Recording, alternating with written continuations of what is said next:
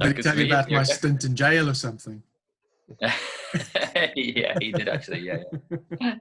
Well, put it this way, Edward, I will never forget one occasion when I rang him up, and he was there, bare-chested, and I thought, what sort of character is this? And of course, I'd forgotten that he'd been over in lecturing in South Africa, and he was in a flat doing it, and of course he was totally naked because he was so blooming hot.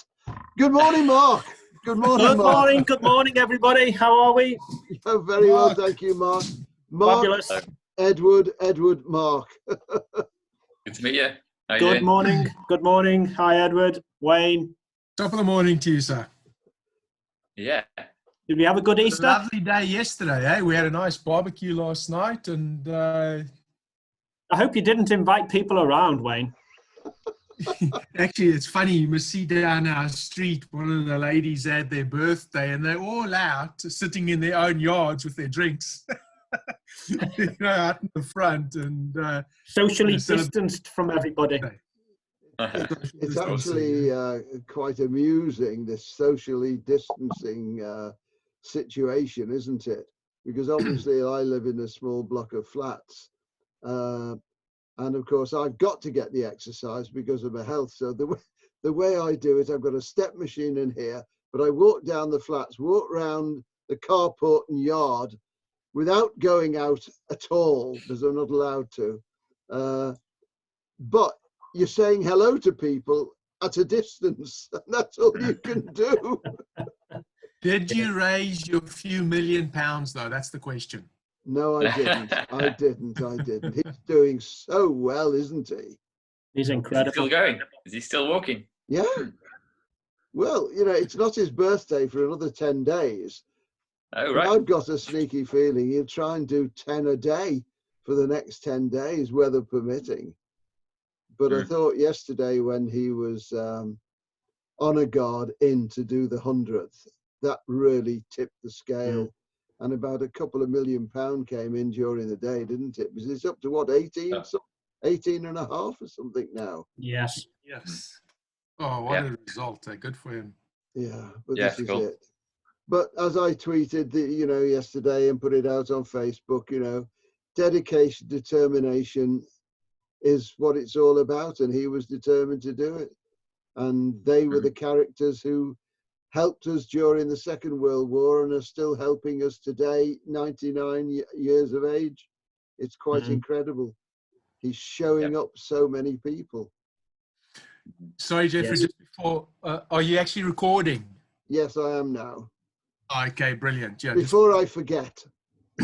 I think it might actually be a interesting topic to bring up, specifically that you just mentioned in, there he was all these years ago, essentially offering his life or giving his life to serve the country. And now again, in his old age, doing something very similar.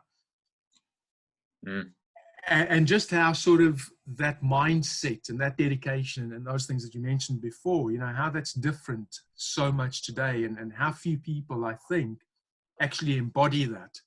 And, again, if we look at what's going on with the old COVID-19 and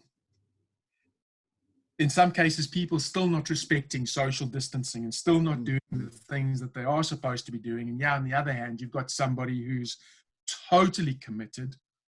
And then what is it then that we as a society, and certainly as leaders within, the UK or whatever country we're in, what is it we need to do to step up to actually be that example for everybody else, our family, our clients, potential clients, to be able to stand up and say, hey, what are we doing next? Where are we going from here? I think it's a state of mind, Wayne. I think it's a state of mind and it's a generational thing. I think the older generations had, maybe it's because of what they've been through, world wars, etc. They've seen things that, God forbid, we will hopefully never see. But they have a lot more respect, I think, for each other. And I'm not saying that generations of today in their entirety don't have that respect, but there's enough people of the generations that perhaps are a little bit more materialistic and a little bit more interested in their own self-well-being, whether that impacts upon other people or not. You only need to look at the news. I read something this morning about individuals living in apartments with friends, and they're still going out, bringing people back to their apartments, having parties, with no concern whatsoever about the impact that could have on the local population, quite frankly. And it beggars belief. You know, there are people in this country and in this planet that require a great deal of care at the moment. You know, they're on lockdowns for 12 weeks. My wife's father is in that position, and there are people out there still abusing what they're being asked as a society to do. It's infuriating. This thing will go on a lot longer because of people like them, not because of what we're doing as individuals, but because of people like them. Rant over.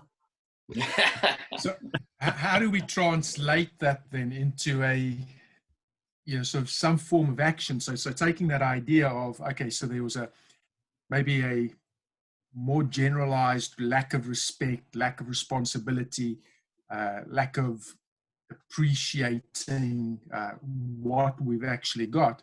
How do we take that and translate that into an actionable step to move forward? You know, one for ourselves, and I'm not speaking specifically around COVID-19, I'm talking specifically really about our businesses. Well, one way, and I've always believed this, is that people follow people who are doing things positively. If a person's doing something positive or negative, people automatically follow, unfortunately, or fortunately, whichever camp you want to look at. I've always been a believer in looking on the positive side of life. And I've always thought that my positivity draws people along, or hopefully has drawn people along with me. And that's what I used to write a lot about, but I haven't over the last few years, but I'm now restarting it again, because I'm getting a few people coming out of the woodwork who used to follow me 10, 12, 13, 14 years ago. A couple of them were going to try and join us today, but unfortunately they can't. But the fact of the matter is, if we speak positively, if we write positive things down, if we contact our clients, you know, Mark is a person. Good morning, Amanda. Mark is an accountant. So therefore, as an accountant, people are looking at what Mark says, because Mark, as far as his clients are concerned, he's the bee's knees. He knows the legal side of the accountancy business. So therefore, they look up to him. So therefore, to me, for Mark to keep his business going in the state we're in at the moment is to do what he's doing now, sit behind his dining room table and try and make contact with his clients to keep them buoyed up, positive. That's the way I look at it. Amanda's always on top of the world speaking anyway, and she's always positive. And I know Wayne is, but I also know Edward is as well. And I'll be blunt with you, I couldn't do without Edward helping me in certain areas at all. But there we are, my rant over, but I say the glass is always half full, never half empty. Okay. Yes. Yeah. Now, if I can just offer a little something here, and I think it's quite important. If we just look at something that comes from NLP, or certainly within the training of NLP, we talk about the NLP communication model. And essentially, we get bombarded by all these bits of information every second. Right now, as many years ago now, Mihai Csikszentmihalyi wrote a book called Flow. And he said we get bombarded by around about 2 million pieces of information per second. Now, some scientists have said it's 11 million, 20 million, whatever it might be, right? The thing is, we can't possibly take all that information in at the same time. We'd essentially go crazy. I mean, if you think about when Spider-Man first got bitten by the spider and he got his superpowers, right? It was like an overload. Of course, that's what would happen. And so our unconscious mind can pay attention to maybe about 40 million bits of information. But our conscious mind can only pay attention to about 40 bits of information. So that is a tremendous difference and discrepancy. So what we do as people is we delete, generalize, and distort that information. So as it comes into us, now, at the moment, I'm saying comes into us through our 5 senses, which of course is visual, auditory, kinesthetic, olfactory, and gustatory.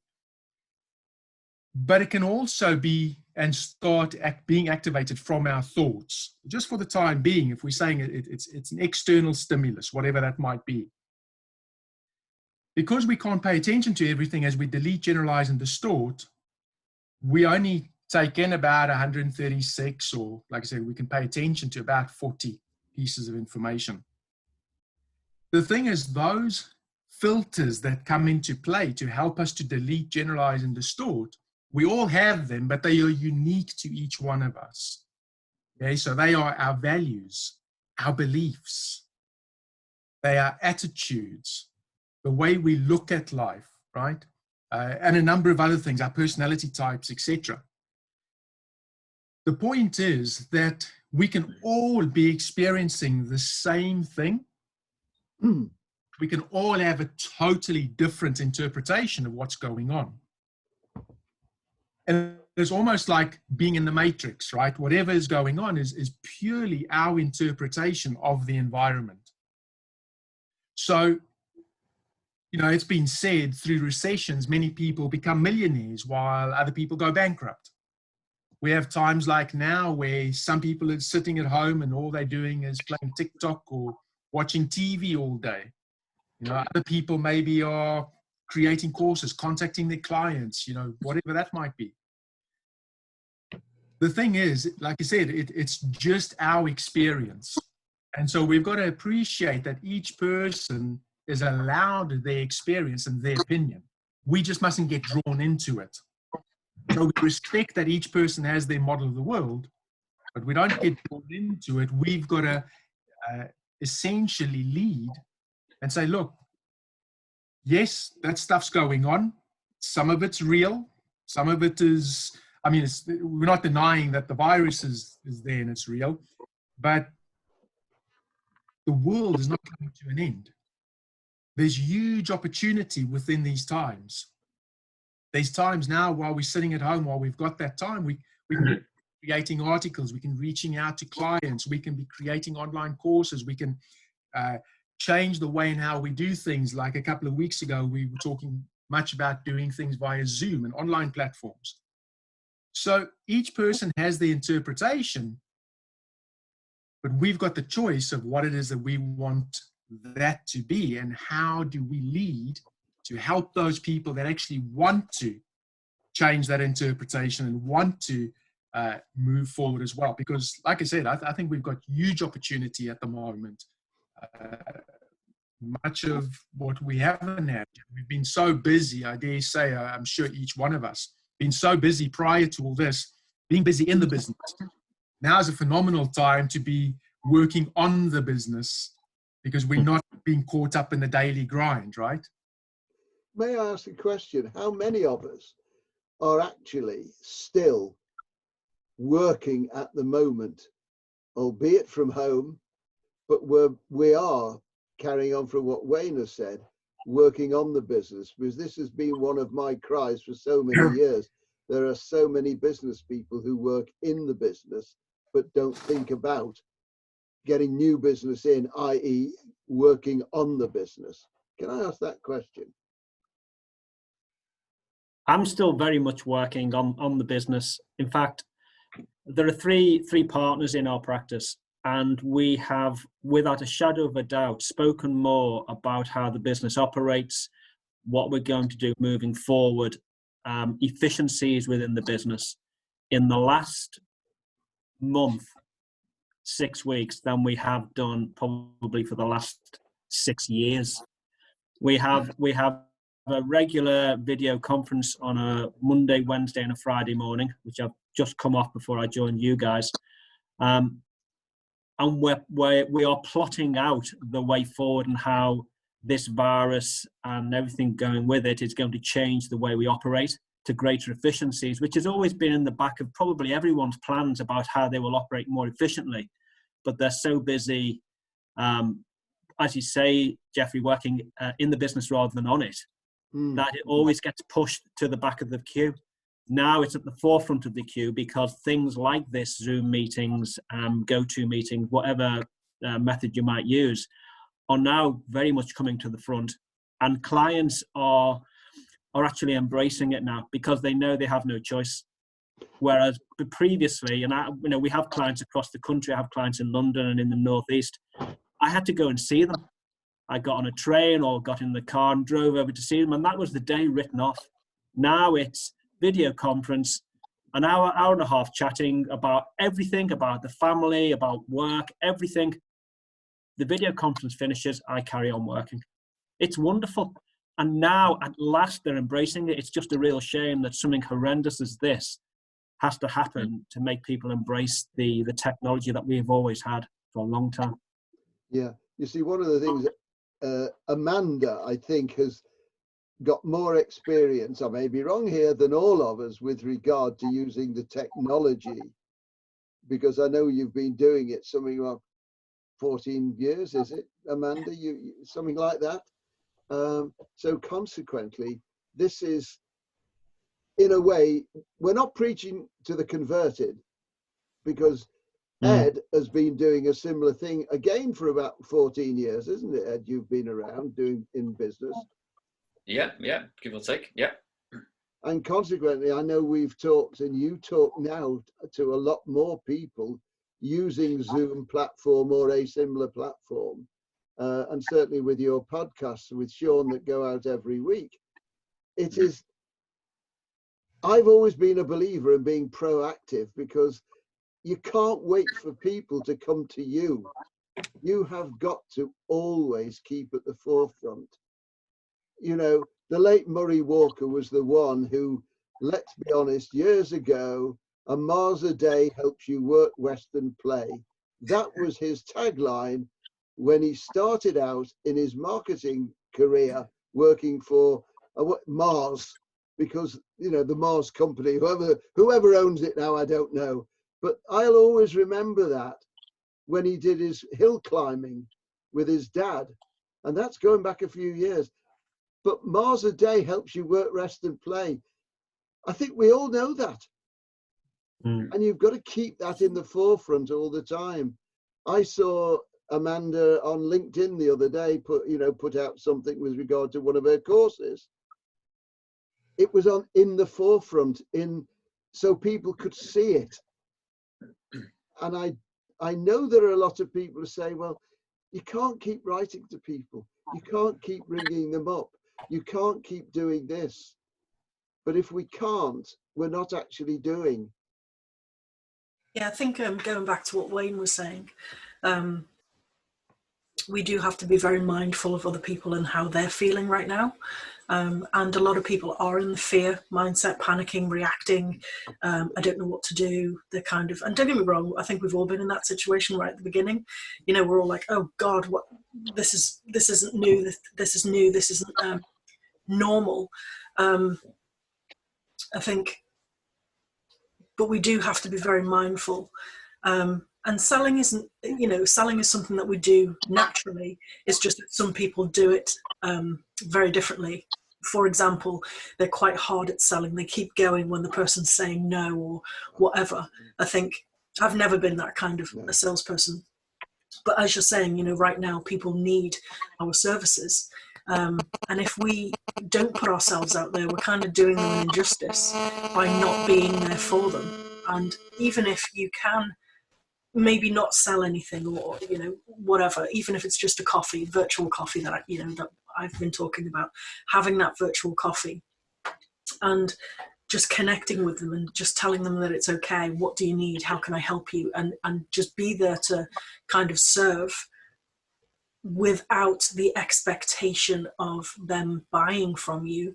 Then I think that this is my strategy anyway. I think that is, in this current circumstance, that's the best way forward, because they still do need your service, you know. And every now and again I will still say to somebody, okay, well, it sounds like you need to do this with me, or come on this course, or you need to speak to so and so because this is where you are in your journey.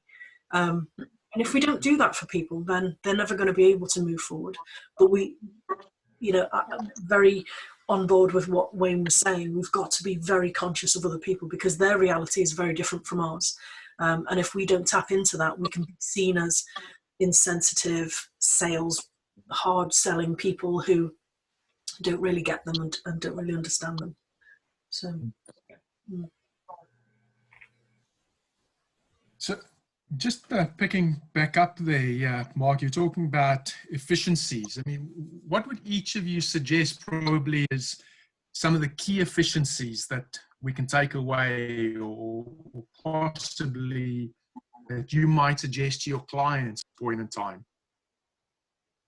I think it depends on which client you talk to. From our own perspective, and certainly from my perspective, it's a time efficiency more than anything else. Ever since I've been in practice, I have fortunately always had enough work to do. There are days, yesterday being one of them, that I discovered that actually I felt as though I was sinking, because I had more emails. I'm sure you all know what it's like. You get to your emails and you work your way through them, and you think, you rub your hands together and think, marvelous, I've got it down to one page, and then some bugger comes along and fills the second page up for you, and you're back to square one.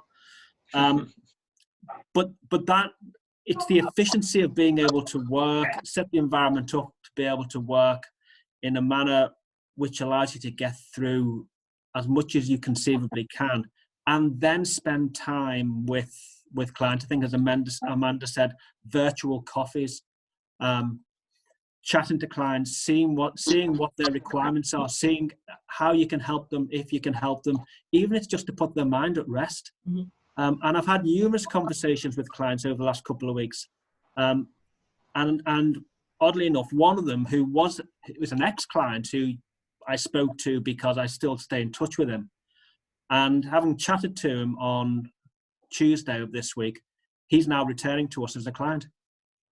And it was purely down to that one conversation of, how's it going, Graham? What are you up to? How's life been treating you? And we got chatting, and he said, you know what, I'd love to bring the business back to you. I think I will. And then he confirmed on Wednesday that he's bringing all his business back to me.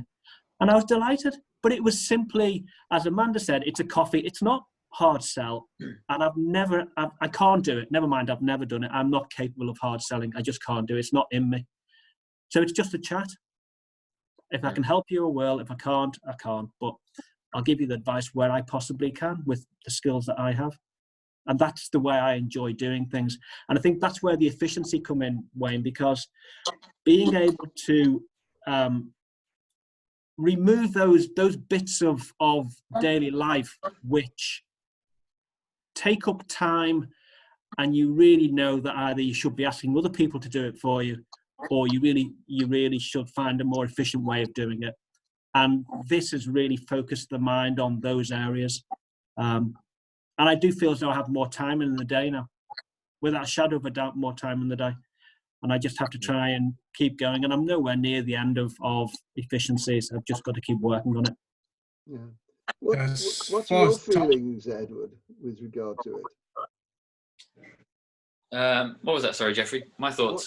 What are your thoughts with regard to the way you're working at the moment? Because I know you're not down at the office as much as you used to, so you're missing your cycle rides.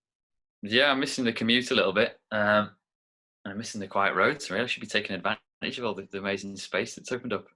Yeah, I mean, I've kind of worked in reverse. I worked from home for 5 years, and then kind of I wasn't lonely, but I felt a little bit isolated, and I felt like I was missing out on a bit of the social side of things. So I got an office first in Liverpool, and now for the last few years in Birkenhead, down at Pacific Road. So I'm missing that little bit, the little group of, I share an office with 3 other guys, each with their own little business. So we're missing that a little bit. But I'm just fascinated at the moment by what's going on in the world. Like Amanda says, I'm trying to remember, I'm trying to be sensitive at all times to the misery and the pain that a lot of people are going through. But another business that I set up last year, so I'm a freelance designer by trade mainly. I've been for 12, 13 years, graphics and web design. But last year I set up a community interest company called Rethink Now, which came out of me being a little bit obsessed with climate change and trying to figure out the path forward for that. And I kept hearing this word rethink, so I called the company Rethink. And I'm hearing that word rethink even more now, or whenever I see, watching Newsnight or little news articles about what the future will hold, because I don't think the world will return to normal. I don't think there's any way back to the world that we had a month ago, 2 months ago. I think we will create, hopefully, a better world, and as part of that is the environmental side of things. So I'm just like in awe at the moment of what's going on and how fast we've managed to change things, because a lot of people within the climate change movement, campaigners, activists, and scientists, kind of they know that we need to act fast, but they don't feel like we're capable of it. And we've just shown in the last few weeks that we are. So yeah, I'm just fascinated really, and I'm just kind of trying to soak it all up and take it all in. My Rethink business, we actually had about 30,000 pounds worth of events on the books, and that all disappeared overnight because you can't really run events now. But I'm still confident that company, the community company, is in a very good place to do well out of this crisis, because hopefully we can kind of lead the way and show the light and shine on the positive things that are happening at the moment. So yeah, I'm just all ears. I think one of the things that was said before, and you certainly brought it up a moment ago, and that is you miss meeting other people. I think we all do. But the problem is, are we learning another way of meeting other people by what we've been forced into because of the lockdown? i.e., we're all right, we're all from around the area within 25 miles of each other, but we're talking. And I think one of the things that's going to happen, or I feel is going to happen, is we're going to be utilizing this system or a system right into the future. This is the way I think a lot of businesses, other than obviously solid manufacturing businesses where you've got to create and work, etc., or a car mechanic, he can't work, unless he's on the car. But what I'm saying is there are a lot of people now who can work. One of my daughters living in Lincolnshire, she works for a Chinese company on security, cyber security, and consequently she is working from home. But they are now developing more people because of this, because they're able to work from home and they're understanding how to do it. So the office in Doncaster, where she travels to, they've all gone virtual. And from what I can gather from her, it's working very well indeed. Yeah. Do you think there's an element of the human species as such reacts in moments when things have to be done very, very quickly? I think, as you said, Edward, the last couple of weeks have proved that humanity can react very, very quickly when it has to, but it needs to be pushed into the corner where there is really no alternative before they do it. Because I think human species as a generalism are rather apathetic towards change.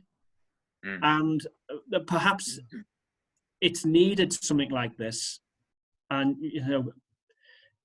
catastrophic in terms of people losing their lives because of this, but it's needed something like this to make humanity actually realize that there are a number of factors taking place here. Firstly, there's a horrendous virus going around. It's as if Mother Nature's turned around and said, well, you're not listening to me. You're not listening to the squeals of the planet that you're damaging. So I'm going to teach you a lesson. which we have to try and find some way out that the planet and Mother Nature and humanity is able to deal with, and find a different way of dealing with our daily lives, even if it's only, I think as you said, Jeffrey, there will be some people that can't, but maybe 50% of the population can. And if you know, our son lives in Leeds, and we spoke to him on Zoom at the weekend, and one of the comments he made was the air quality in Leeds now is incredible compared with what it was a month ago. And it is, we need to find a different way to run our daily lives. It was an interesting point that you made, Edward, about you miss the social interaction with people. And I think that's one of the things that probably over time, I think we probably would all miss to a point. I went into the office on Wednesday because I needed to drop files off and collect a few files. And one of my managers was in the office as well. And it was nice just to see her, have a chat, face to face, social distance, of course, but have a chat and just catch up with things. But if we could all change so that there was more working from home or a completely different way to approach things, and then the occasional social interaction, and perhaps that is the way forward. I don't know. It certainly would work for me, and it would. I would certainly be feeling as though I'm actually doing something in favour of the planet as well. Yeah. One of the major concerns that I feel at the moment, and I think it is going to touch all of us, is that there are going to be so many businesses that aren't going to be able to sustain the situation they're in at the moment. And unfortunately, there is going to be a tremendous amount of businesses go down.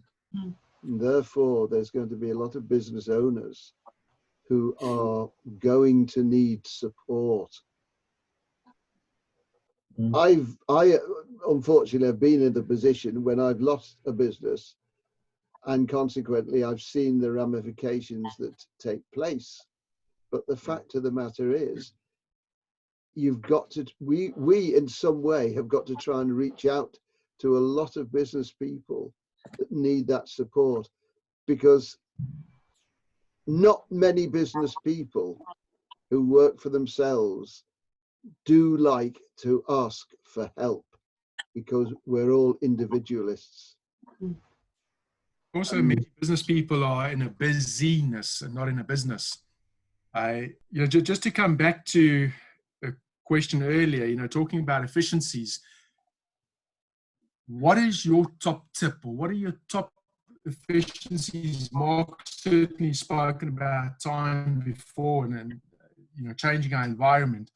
What we did before was not sustainable. What we're doing at the moment in lockdown is not sustainable. There's got to be an in-between. There's got to be a middle ground. We've got to get back to work. We've got to be client-facing in some way, in some form. Now, if we think about that, we think about time efficiencies, we think about how do we possibly change our environment, and I mean environment in all senses, whether that's the global environment, which we've seen have already been some huge impacts over many of your cities. Actually, a lot of the pollution has gone right down. So there's that environment which is changing, but we've also got to change our environment, our working environment, whether that's at the office, our environment in which we live. Is it at home? What are your top tips that people can take away to go and change so that they can become stronger at the other side of this? Rather than being one of those people that go out of business, how can they change their business so that they can become stronger? And I think time is definitely one of them. I think time is one of these things that everybody, I'm just going to say it is an excuse. People say I haven't got time when actually they're concentrating on the wrong things necessarily. And time is something that people come to me all the time for, because I haven't got time. Can you do my marketing? Can you do this? Can you do that? Can you update this? And I think my tip for efficiency with regards to because efficiency is linked with time. I think the biggest tip is that you have to work out, if you've not got enough time, you need to work out what you're doing. So it's about having clarity. It's about having clarity over, are you marketing or not? Are you selling or not? Do you need to work in your business or on your business? Do you need to just take some time out? And one thing that I've realized, I don't know whether you guys have, I'm sleeping more. I need more sleep. And it's because, not because I'm stressed, but the whole world, everybody around us is stressed out. And I think sometimes that reflects on you take in other people's energies and all of that kind of thing. So when efficiency isn't just about pushing on, going through the hard times and keep doing that. It's about actually stopping and reflecting as well, and stopping and saying to yourself, okay, well, if right now I can't work because I haven't got the mental space for it, I don't want to do it, I don't want to think about it, I'm fearful, worried, panicking about cash and all of this kind of stuff, then it might just be a better time for you to just stop. Sit in your garden, go and do some gardening if you've got one. Read a book if you haven't read a book for a while. Connect with friends, have Zoom calls, have, my friends and I, the girls, we meet on Zoom and we have like 2 or 3 hours and we're having like little cocktail parties and that kind of thing. So we can still socialize and find out how each other are and all of that kind of stuff. But sometimes efficiency isn't just about pushing on and keep doing and making things streamlined. It's also about taking things back and reflecting and saying, okay, how do I want to come out of this? Do I want to come out with the same business? Because let's be honest, there are some business owners, and you guys will have met these guys before, they hate what they're doing. They don't want to keep doing it. They want to do something different. They've always aspired to be better or in a different kind of industry.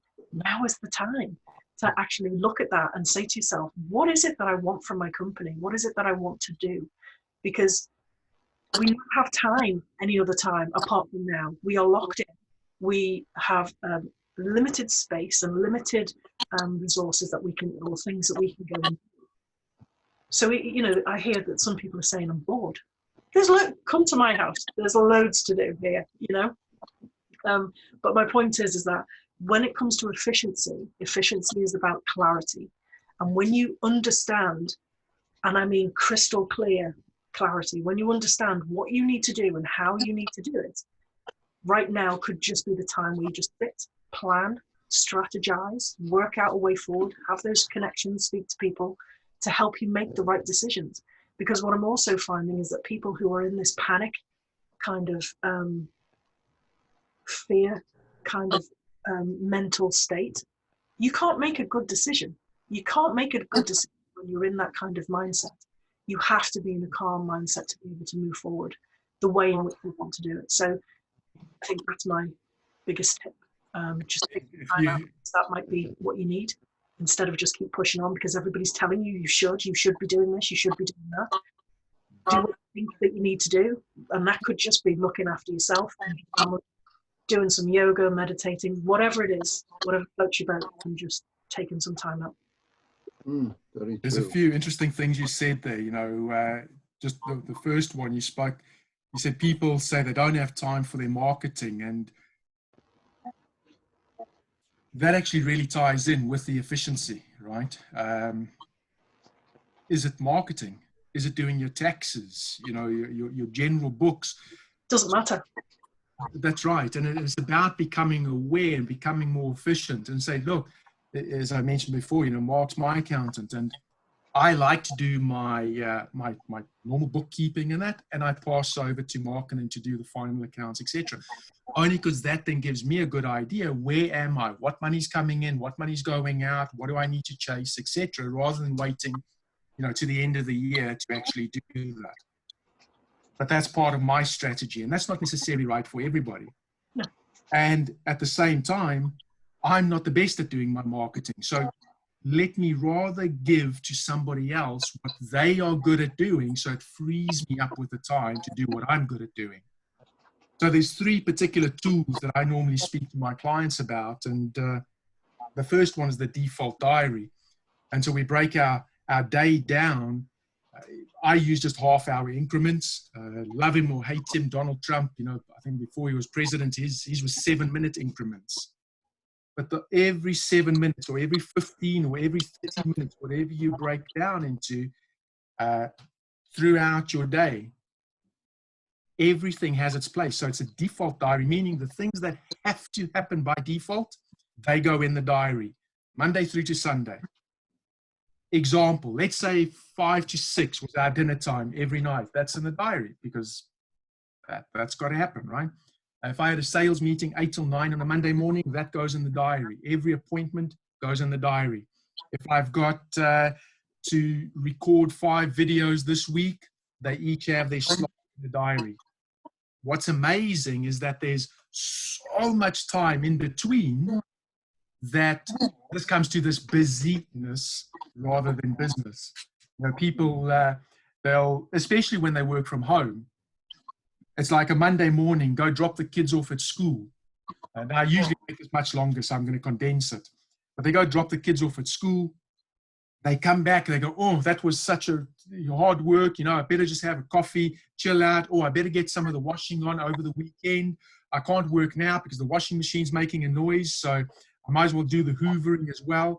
And they've gone through the whole day and they've not done any work, not spent any quality time on the work, on the job, you know, on the business. So it's about becoming clear on where do we spend our time.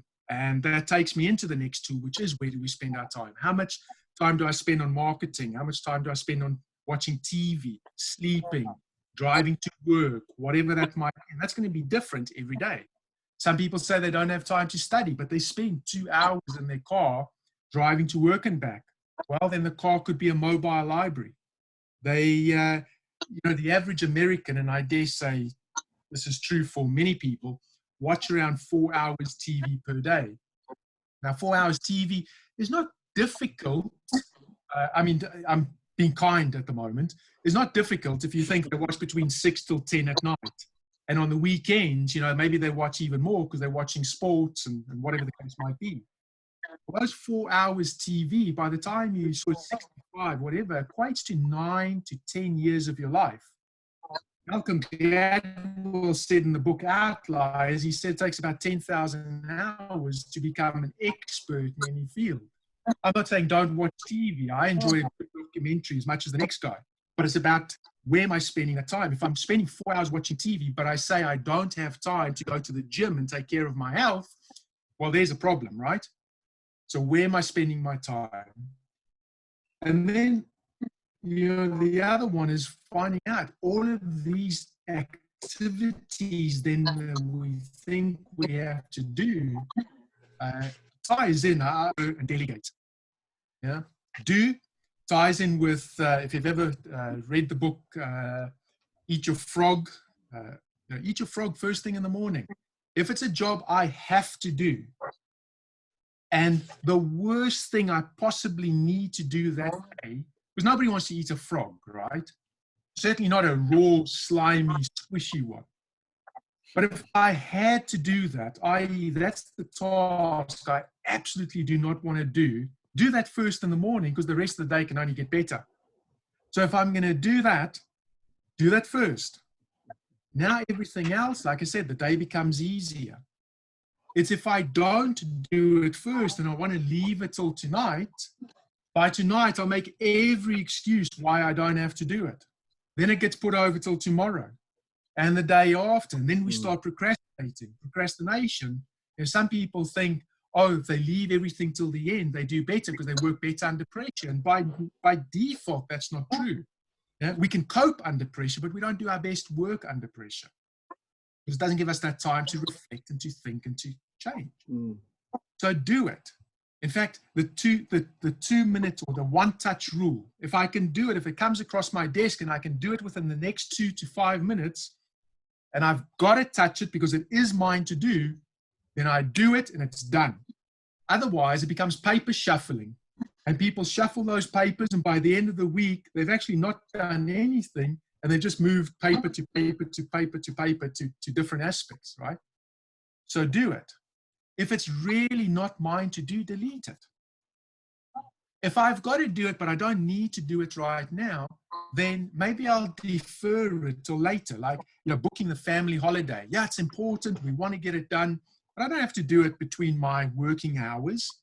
So do that tonight while you're watching your 4 hours TV. So defer it, but make sure then that it becomes the one-touch rule. And delegate. But in that delegation is a fine line between delegating and abdicating. I think very often as business owners, there's this idea of only we can do it as good as it needs to be, right? I think sometimes people struggle to delegate, and that's when they start to micromanage, or on the other side, they totally abdicate. They abdicate responsibility and they go, at the end of the day, as the business owner, the buck stops with you. I give my accounts to Mark and say, hey, Mark, there you go, guys. And they get it done. But if it doesn't get filed, HMRC comes to me. They don't go, hey, Mark, why didn't you guys sort out Wayne's accounts? No, I can't abdicate. I subcontract it out. I delegate it, but the buck stops with me. But if I want to go, let's say it was somebody working for me and I want to cross every T and dot every I and really micromanage what they did, well, then I take all their power away. If I don't empower them to do the work that I give them, they're not going to do it anyway, because they learn over time that, oh, well, you're just going to check, you're going to double check, you're going to negate what I did, etc. Well, then you might have just done it yourself in the first place. So that art of delegating, I think, is really important. So it's do, delete, delegate, and defer. But thinking those four things, and I think it was Churchill, that came up with this idea. You ask, how important is it and how urgent is it? And you give a score from 1 to 5. And so you essentially have this quadrant: important but not urgent, urgent, not important, not urgent, not important, and urgent and important. And placing each of these things in there and then deciding, okay, what is, because if it's not urgent, it's not important, we'll probably bin it. But if it's urgent and not important, well, that's usually 2 reasons. Could be something I couldn't foresee, but on the other hand, it could just be because I didn't plan properly. The best place to be spending our time is doing the things that are important, but not necessarily urgent, because we don't want them to become urgent. That's where we're spending our time to really achieve the goals and the outcomes that we want to achieve. So I think this whole idea of time is extremely important, and then delegating, like I said, or subcontracting out, to people like yourselves, things that you are great at. I'm not a great accountant. That's why I have a fabulous accountant. I'm not great at marketing. It's, can I do it? Yeah, but rather give it to somebody else to do. So we each have those resources and those abilities that we have. But I think you're very, very right there, Amanda, is it's time to take stock and see what works for each one of us, and then becoming very clear on that action plan. So I think that's probably one of my takeaways, or one of my suggestions is become very, very clear on your plan. What is the outcome? If your why is big enough, you'll find a way. But if your why is flaky, you'll find an excuse every day. So what is your reason for doing your business? Becoming clear on it. Does it support you? Does it fill your cup or empty your cup? And then time management. So my rant, but what do the rest of you suggest? What else? What else can people take away from this? I think there's a couple more things as well, because you've mentioned procrastination. And I think Ed might get onto this because you're a designer. I can't remember the book, but I read a book ages ago on creativity, because a lot of people also think that when it comes to marketing, they have to be creative. And you don't necessarily have to be creative to market. You just need to have the idea and the gumption to move forward with it. But the book talks about procrastination. If I remember it, I'll tell you what it is, but it's off the top of my head at the moment. But it talks about procrastination because procrastination is good in certain times. So, for example, as a graphic designer or a web designer, procrastination is needed because when you create something and you're not sure whether it's right or not, you know, especially when you're designing graphics and things. You have to give it time to what I call percolate. You've got to let it do the thing that it needs to do. So the procrastination isn't about putting something off. It's about giving the thing that you're doing the time to become more mature and make sure that actually that's the right step, in which you can, is that the right way forward? Shall I be moving forward with this, or is it not quite right? So sometimes procrastination is good, because we need that time to just let ideas percolate and things just come to us when we have the space for it to do so. There's another book called Indistractable. I don't know whether you've read it, but Indistractable is about stop with the shiny object syndrome. You know, when you're working with your desk, you've got your phone, you've got somebody walking in the office or whatever. And Indistractable is about you being indistractable. And how do you make sure that notifications, emails and things that are happening aren't taking you away from, you know, your time-bound things. And one of the things that he talks about is, you know, your default diary. One of the things he talks about is the same kind of thing, but actually plan in personal stuff as well. And when he was writing this book, somebody turned around and said, you can't put your kids into your diary. And he was like, I can, and let me tell you why. And when he mentioned all of this, it was like, this is brilliant.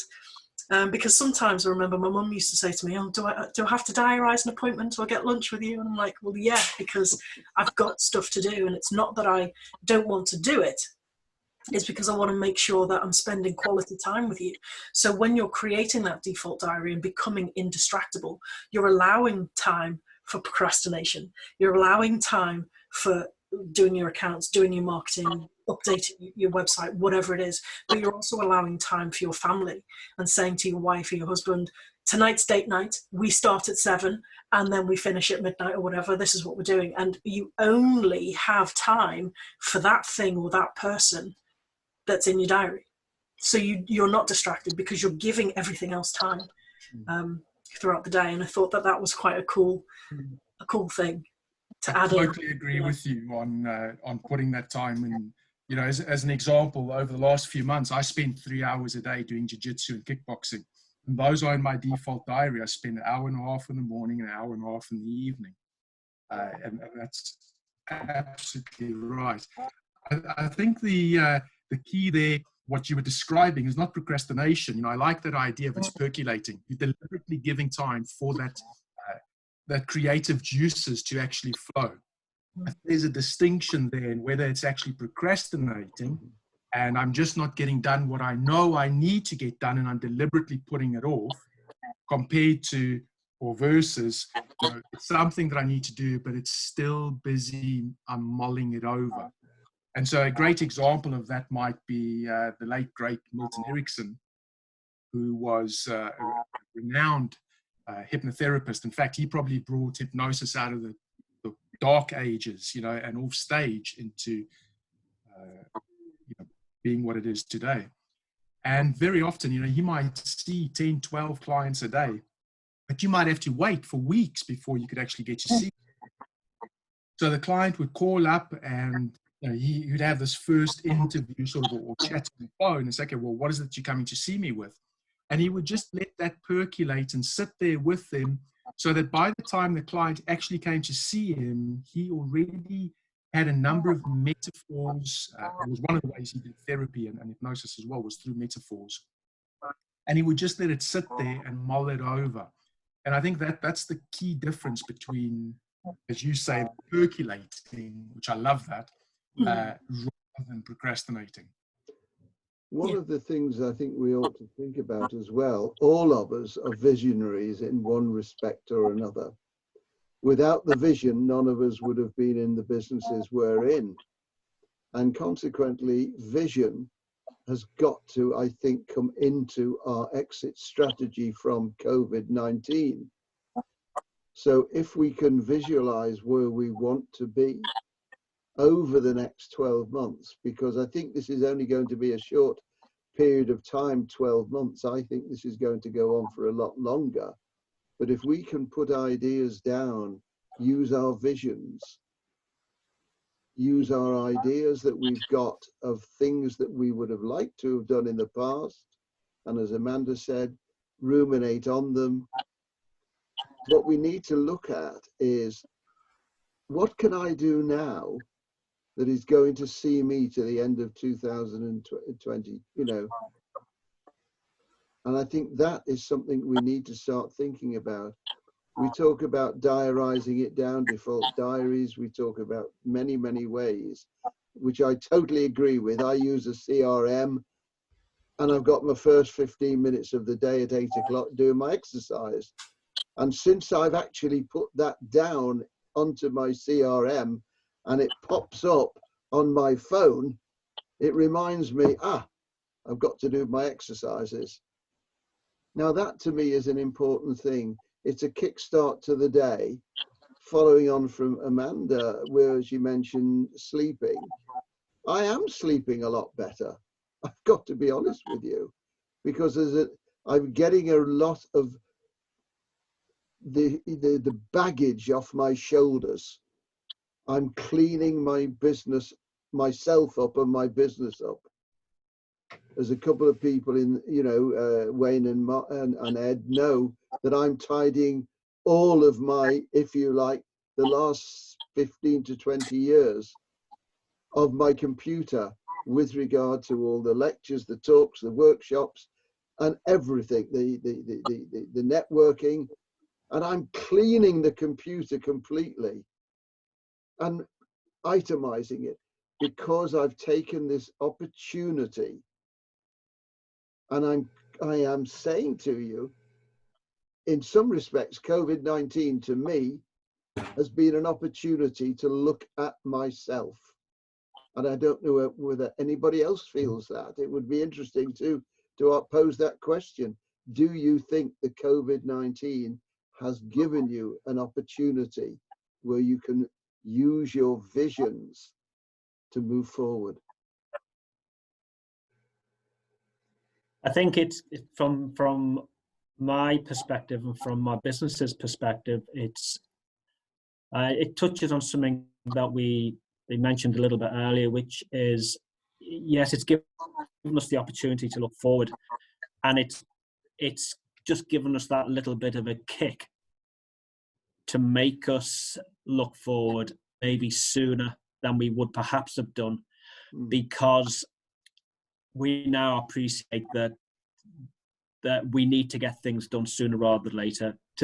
We look at things now and we're saying, well, okay, the software that we currently use, which is Sage, which you're probably all familiar with, in terms of the software that we use in-house for Sage, is predominantly server-based, which in these circumstances is a damn nuisance, to be perfectly honest.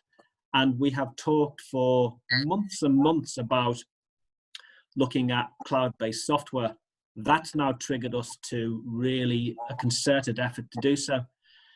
But that in itself has come back to, I think, something that you said before, Amanda, which is giving yourself time to reflect on matters. And that's certainly something that I have tried to do in the past. I've succeeded to an extent. And now I make even more of an effort to set time aside in a day to reflect on what I've done and what I need to do.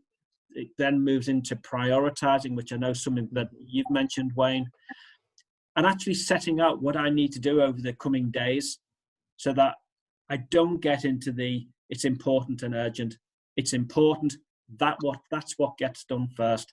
And really only concentrate on doing things that I know I'm good at, and the bits that come across my desk, which I am not and never will be an expert in, I will go to other people now and ask them to help in those areas, whether that be marketing, whether it be, I don't know, other areas of business life. But I think that is where we see ourselves moving forward. It has made us think, and it's made us think and react maybe a bit more quickly than perhaps we, as accountants, being old-fashioned and boring, would perhaps have acted in the past. Yeah, now we're just running up towards the hour now, and I know we want to try and keep it within the hour. So does anybody want to excuse the pun, wrap up themselves in a conclusion, each one of us? I was going to say, off what Mark was saying there, has everybody heard of David Goggins? Wayne, you should have. Ex-army. But David Goggins is an American Marine, and he's achieved loads of stuff that nobody else has done in his thing. And my business coach actually sent me a video, or sent our team, because we're in a mastermind, sent the team a video. And one of the videos that he sent was about David Goggins, who was talking about how he was able to do the stuff in the time when nobody else could do it.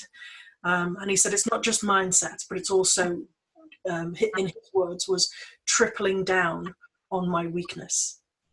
And I'm taking this because Mark, you was talking about what your strengths are, and I've written down here, do the things that I know that I'm good at. But actually, one of the things that I took from that video is actually concentrate on things that I'm not so good at. I know that I'm good at marketing. I'm not so great at numbers. So what do I need to do with my accountant? I've been ringing Lucy and saying, right, okay, how do I do this? How do I do this? We use Xero. And one of the things that he was saying was triple down on your weakness. And it was like, okay. So that's going to take me so far out of my comfort zone. It's untrue, because numbers and me and numbers just don't get on. We don't like each other. They don't like me. I'm not keen on them. But actually, if I triple down on my weaknesses, my strengths will always get better, because that's what I'm good at. But if we look at the weakness, Wayne was saying, I'm not so good at marketing. So what can I do to help? Who can help me? Who can I talk to? And I think, if people have a look at their weaknesses and say, okay, and just acknowledge the fact that, number one, I'm not so good at this. If I got better at this, how would my business or my life be better because I'm looking at this thing? And also, even though that might not make you as effective, the subject of today, initially, in the long run, you'll be a lot more effective, because you're actually outside of your comfort zone for so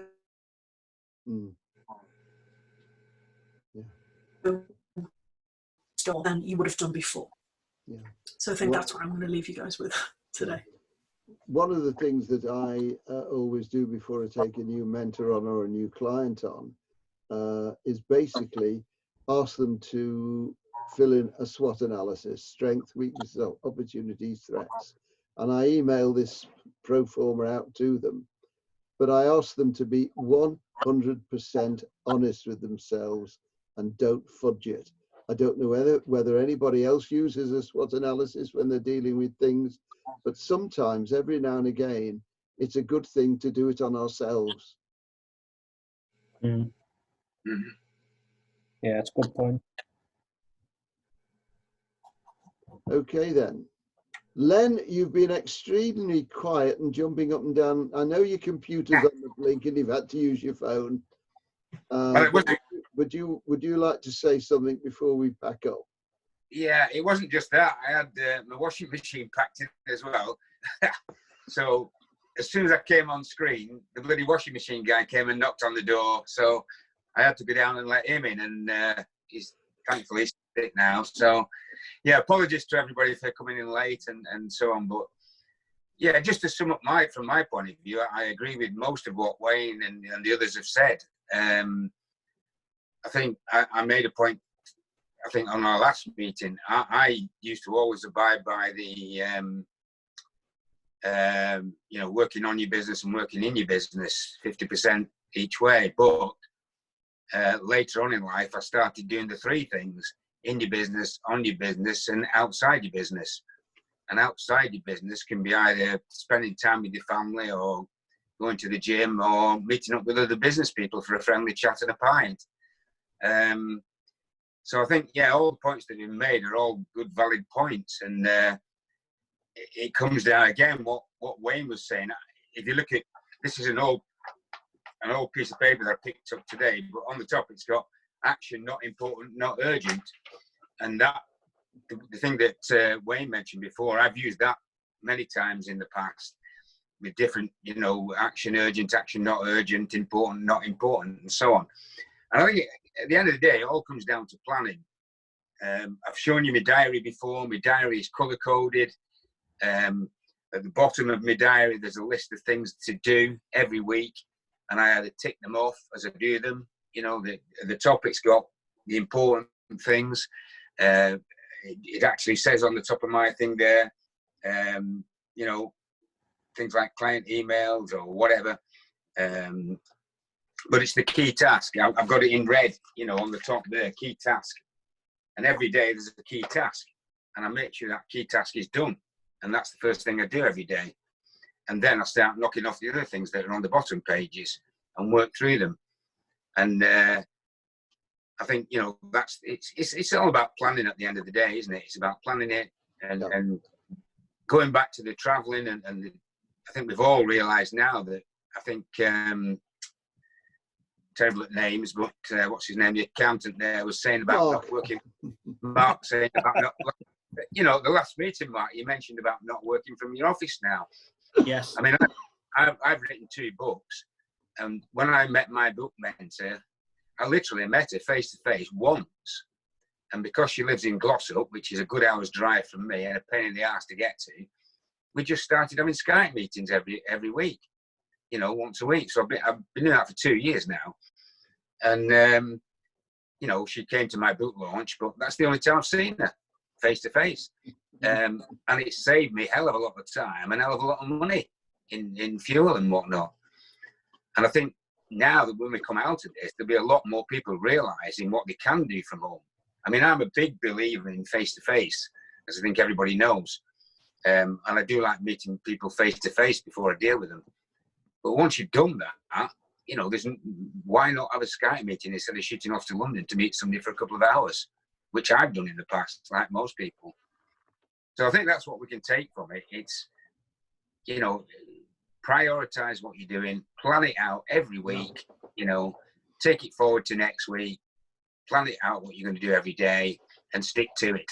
So that's my view on it anyway. Well done.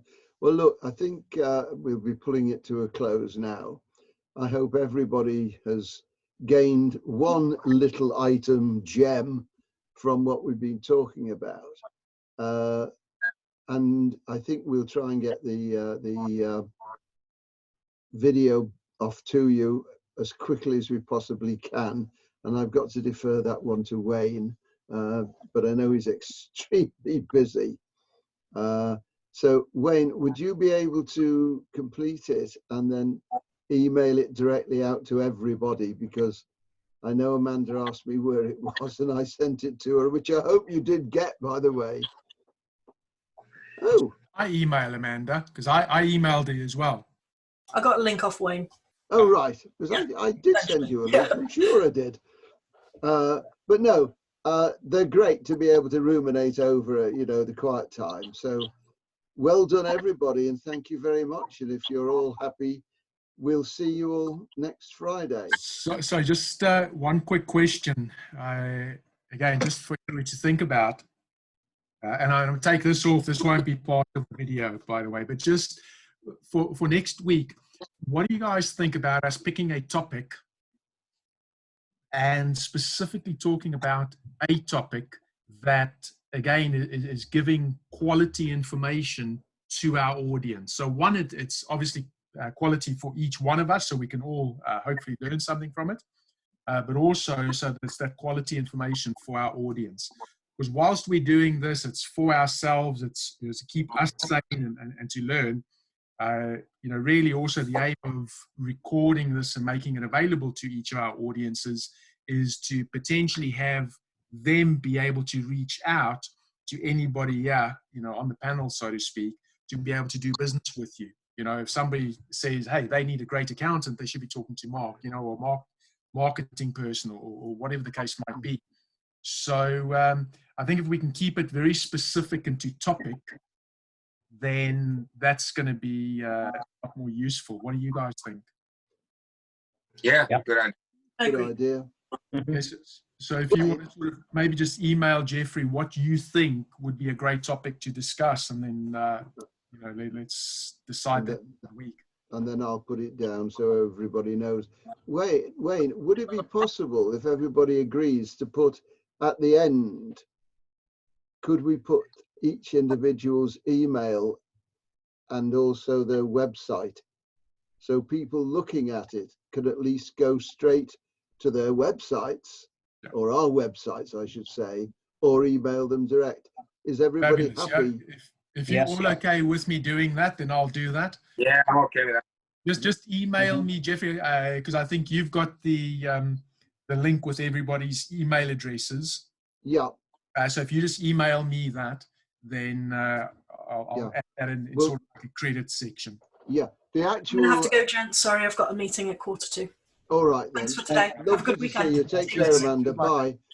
See you, Amanda. Wayne, it's actually in the bar at the top, all the email addresses. Right, Or okay. it should be. If you've got a problem, let me know. Yeah, no, that's cool. I'll get it done. Okay, smashing. Fabulous. Gentlemen, have an awesome day weekend. Yeah. Enjoy the weekend, guys. Yeah. Michelle. Take care. Hopefully Bye. the computer will be working next time. Take you care, guys. everybody. Yes, bye, Look guys. after yourselves. Stay Bye. safe. Bye. Yes, bye. Bye. Bye. Bye.